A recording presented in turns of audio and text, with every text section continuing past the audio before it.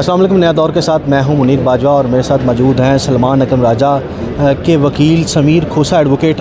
انہوں نے یہ پٹیشن فائل کی تھی کہ جو الیکشن ٹریبیونل جو تھے ان کی تعداد مکمل نہیں تھی, اس کے لیے انہیں بڑا ریلیف ملا ہے. سمیر صاحب, کون سا ایسا بڑا ریلیف مل گیا؟ اگر الیکشن ٹریبیونل بن بھی جاتے ہیں تو اس سے آپ کے پٹیشنر کو کیا فائدہ ہوگا؟ دیکھیں جی, اس وقت جو پنجاب کی تقریباً 400 سے زائد نشستیں ہیں, ان کے الیکشن ڈسپیوٹس کو سننے کے لیے پہلے صرف 2 ٹرائیبیونل بنائے گئے تھے. قانون یہ کہتا ہے کہ 6 مہینے کے اندر ٹرائیبیونلز نے فیصلہ کرنا ہے. تو جب اگر 400 سے زائد نشستیں ہوں, 100 سے زائد کیسز ہوں, تو وہ ممکن نہیں ہے کہ 2 ٹرائیبیونلز ان کو وقت کے مطابق فیصلہ کریں. ہوا یہ تھا کہ جو chief justice Lahore high court ہیں, انہوں نے الیکشن کمیشن کی اپنی درخواست کے مطابق الیکشن کمیشن کو نامزد کیے تھے کہ ان 6 ججز کو مزید ٹرائیبیونل کے طور پہ اپوائنٹ کر دیا جائے, جو کہ الیکشن کمیشن کی اپنی ہی اوریجنل درخواست تھی. ان 6 ججز کی نامزدگی جو chief justice Lahore high court نے کی تھی, وہ الیکشن کمیشن جو ہے ان کی نامزدگی میں تاخیر کر رہا تھا اور ان کو نہیں اپوائنٹ کر رہا تھا. ہم نے جو استدعا کی تھی عدالت سے, وہ یہ استدعا کی تھی, اس کے 2 پہلو تھے. پہلا پہلو یہ تھا کہ الیکشن ٹرائیبیونلز نے الیکشنز ایکٹ کے تحت جو اپوائنٹ ہونا ہے الیکشن کمیشن نے, وہ چیف جسٹس کی مشاورت کے ساتھ ہونا ہے. چیف جسٹس کی مشاورت سے مطلب یہ ہے, جو کہ پاکستان کی آئین میں, پاکستان کے سپریم کورٹ میں سیٹل کر چکے ہوئے ہیں, کہ اس کا مطلب یہ ہے کہ جو نام نامزد کریں چیف جسٹس, ان کی تعیناتی ہونا. چیف جسٹس کے نام بھجوائے گئے جو خصوصی عدالتیں, اس میں بھی دیکھیں تو حکومت نے تو وہاں پہ بھی ججز جو ہیں وہ جب تک وزیر اعلیٰ کو طلب کرنے کا آرڈر نہیں ہوا تب تک وہاں پہ بھی نام نامزد نہیں ہوئے. تو یہ کیسے سمجھتے ہیں کہ یہ عدالت کے اس حکم پہ عمل درآمد ہو جائے گا؟ دیکھیں, عمل درآمد کرنے والا ایک دوسرا پہلو ہے, اس پہ بھی میں آ جاتا ہوں. جو کیس کا دوسرا پہلو تھا وہ یہ تھا کہ جو الیکشن ٹرائیبیونلز نامزد ہو جاتے ہیں, ان کی جو جورسڈکشن ہے اور ان کی جو کیسز کی مارکنگ اور ایلوکیشن ہے, وہ اختیار بھی چیف جسٹس کے پاس ہونا چاہیے, نہ کہ الیکشن کمیشن آف پاکستان کے پاس خود, کیونکہ الیکشن کمیشن خود ایک پارٹی ہے ان کیسوں میں. تو یہ 2 پہلو تھے. دونوں ہی چیزیں جو ہائی کورٹ نے ہیں ان کو آج استدعا منظور کی ہے اور پٹیشنوں کو الاؤ کیا ہے.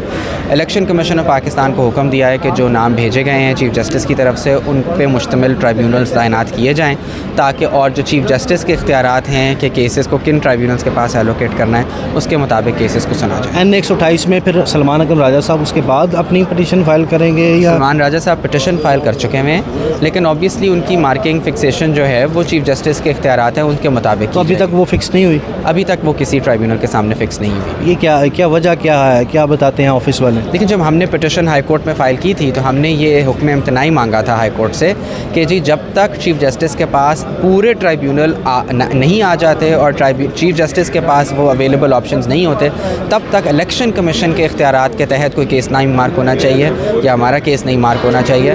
وہ چیف جسٹس کے پاس جب تمام ٹرائیبیونلز اویلیبل ہوں گے تو جس طرح سے چیف جسٹس اپنا اختیار استعمال کریں گے تب مارک ہونا چاہیے. آپ نے ایک اور اپلیکیشن فائل کی ہے پی ٹی آئی کی طرف سے کہ انٹرا پارٹی الیکشن کروانے کے لیے کوئی قانونی شکوں کو چیلنج کیا گیا ہے, وہ کیا ہے؟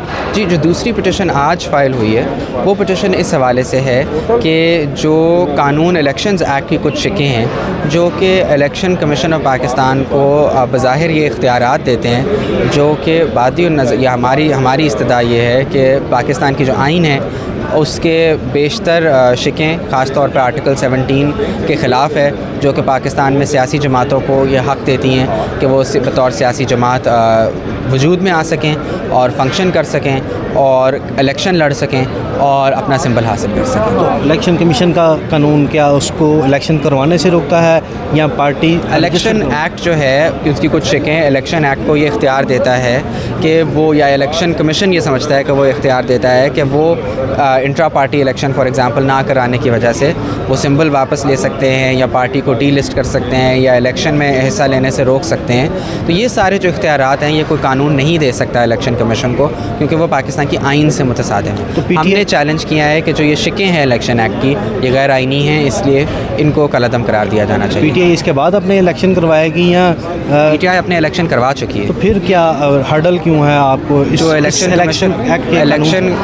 کروانے کے باوجود, جو کہ مارچ کے شروع میں الیکشن ہو گیا ہوا تھا, ابھی تک الیکشن کمیشن نے وہ سرٹیفکیٹ اپلوڈ نہیں کیا اپنی ویب سائٹ پہ, اور اس سرٹیفکیٹ کی نظر میں ہمیں سمبل الاٹ نہیں کیا گیا, جس کی وجہ سے بیشتر دشواریاں پیش آ رہی ہیں. یعنی اس پٹیشن کے بعد جو بھی آرڈر ہوتا ہے تو اس کے بعد آپ کی پٹیشن الاؤ ہوتی ہے تو پھر آپ کا سرٹیفکیٹ جاری ہو سکتا ہے پی ٹی آئی کا is a registered political party? جی دیکھیں، اگر یہ فیصلے کے اوپر ڈپینڈ کرتا ہے کہ فیصلہ کیا ہوتا ہے، لیکن اگر قانون کی یہ شکیں کالعدم قرار دیا جاتی ہیں تو پھر الیکشن کمیشن کا یہ اختیار نہیں ہوگا کہ وہ رکاوٹ بن سکیں